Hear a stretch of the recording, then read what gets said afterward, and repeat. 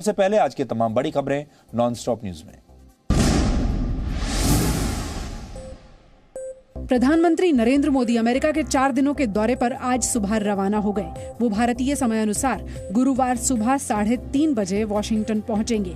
प्रधानमंत्री की फ्लाइट इस बार फ्रैंकफर्ट में न रुककर सीधे वॉशिंगटन लैंड करेगी। ये पहला मौका है जब भारतीय प्रधानमंत्री की फ्लाइट सीधे अमेरिका लैंड कर रही है।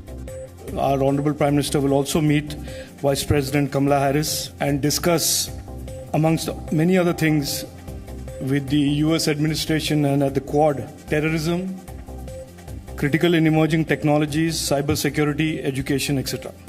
अमेरिका दौरे के पहले दिन प्रधानमंत्री वॉशिंगटन में ऑस्ट्रेलिया के प्रधानमंत्री स्कॉट मॉरिसन और जापान के प्रधानमंत्री योशिहिदे सुगा के साथ द्विपक्षीय वार्ता करेंगे। 24 सितंबर को प्रधानमंत्री अमेरिका के राष्ट्रपति जो बाइडेन से मुलाकात करेंगे। इस दिन प्रधानमंत्री क्वाड सम्मेलन में शामिल होंगे। 25 सितंबर को प्रधानमंत्री मोदी न्यूयॉर्क में संयुक्त राष्ट्र महासभा को संबोधित करेंगे। कांग्रेस ने उम्मीद जाहिर की है कि अमेरिकी दौरे पर प्रधानमंत्री छात्रों के वीजा के मुद्दे को भी उठाएंगे। वो वीजा एक ऐसा इशू है जिसको सरलीकरण होना चाहिए कि प्रधानमंत्री जी और अमेरिका के राष्ट्रपति के बीच में जो वार्तालाप होती है उसमें उसका कुछ समाधान अच्छी तरह से होता है, मिलता है। पंजाब के पूर्व मुख्यमंत्री कैप्टन अमरिंदर सिंह ने बड़ा वार करते हुए नवजोत सिंह सिद्धू को देश के लिए बड़ा खतरा बताया है। कैप्टन अमरिंदर सिंह ने कहा कि वो सिद्धू को सीएम बनने से रोकने के लिए कुछ भी करेंगे। सिद्धू देश के साथ ही पंजाब के लिए भी खतरनाक हैं। सिद्धू के खिलाफ मजबूत उम्मीदवार खड़ा करेंगे। पंजाब की नई सरकार को दिल्ली से चलाया जा रहा है। पंजाब चुनाव में कांग्रेस दहाई के आंकड़े तक भी नहीं पहुंच पाएगी। अमरिंदर सिंह ने अपने बयान में वायनाड से सांसद राहुल गांधी और प्रियंका वाड्रा को अनुभवहीन बताया और कहा कि वो सैनिक हैं और वो इस लड़ाई में पीछे नहीं हटेंगे। उधर कांग्रेस पंजाब प्रभारी हरीश रावत के सिद्धू पर ट्वीट को लेकर सफाई देती हुई नजर आई। अगर मोदी जी बिन बुलाए मेहमान के तौर पर दावत खाने पाकिस्तान चले जाएं तो वो तो ठीक, वो तो डिप्लोमेसी और बाकी सब गलत।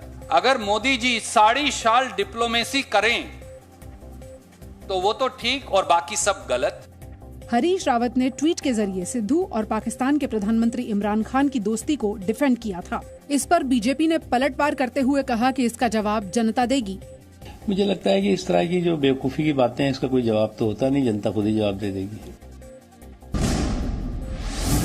उत्तर प्रदेश विधानसभा चुनाव की तैयारियों को लेकर लखनऊ में बीजेपी की बड़ी बैठक हो रही है।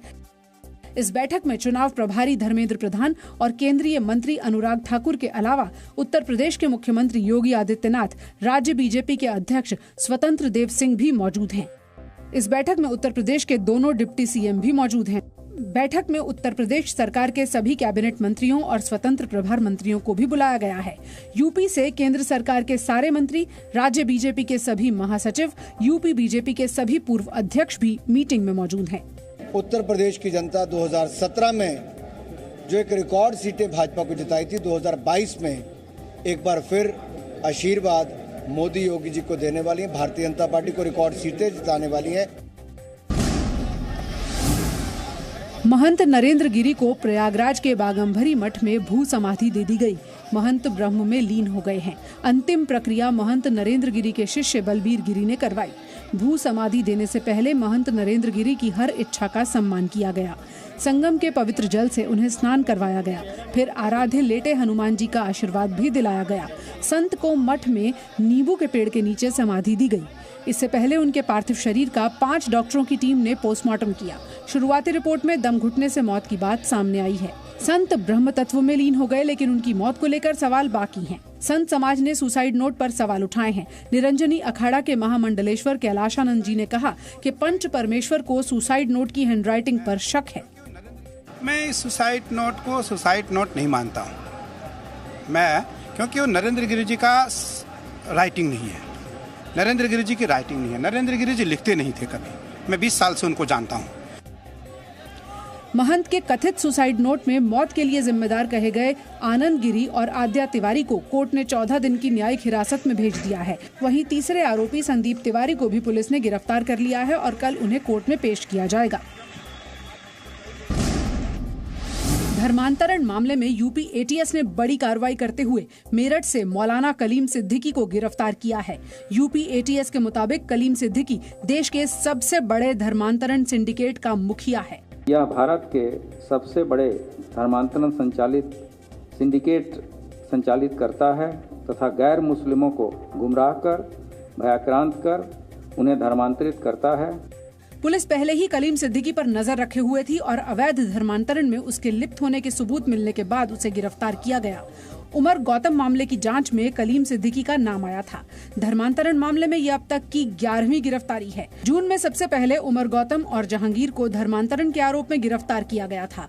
मौलाना कलीम सिद्दीकी की गिरफ्तारी के बाद इस पर सियासत भी शुरू हो गई है। समाजवादी पार्टी के सांसद शफीकुर रहमान बर्क ने आरोप लगाया कि बीजेपी मुसलमानों को घेरने में जुटी हुई है।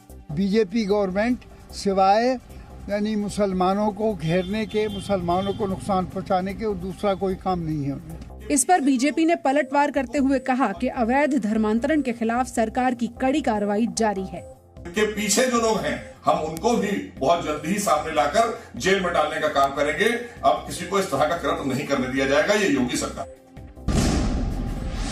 जम्मू कश्मीर में आतंकियों के मददगारों के खिलाफ बड़ी कार्रवाई हुई है। जम्मू कश्मीर प्रशासन ने 6 कर्मचारियों को बर्खास्त कर दिया है।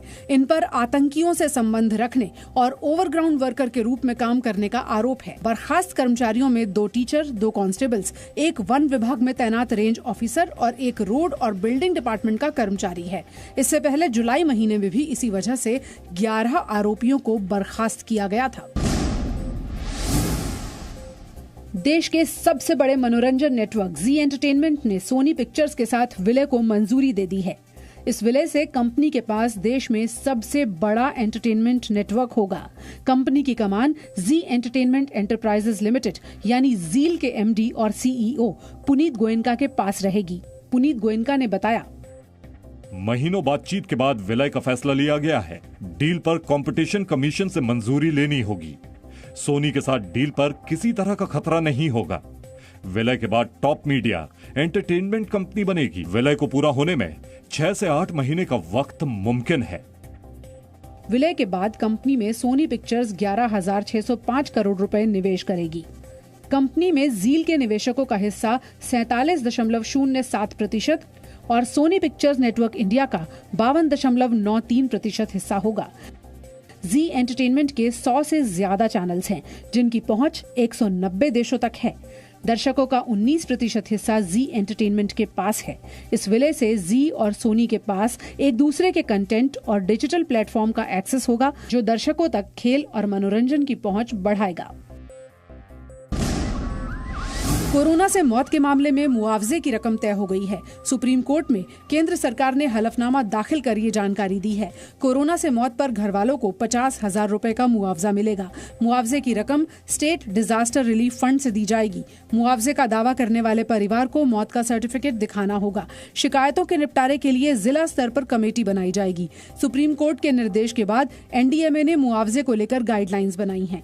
इस मामले में कल आखिरी सुनवाई होनी है। वहीं WHO ने कहा है कि कोविड-19 के संक्रमण को लेकर पिछले हफ्ते से गिरावट लगातार जारी है। दुनिया भर में पिछले हफ्ते 36 लाख कोरोना संक्रमण के मामले सामने आए, जो कि उससे पहले के 40 लाख संक्रमित मामलों से कम रहे।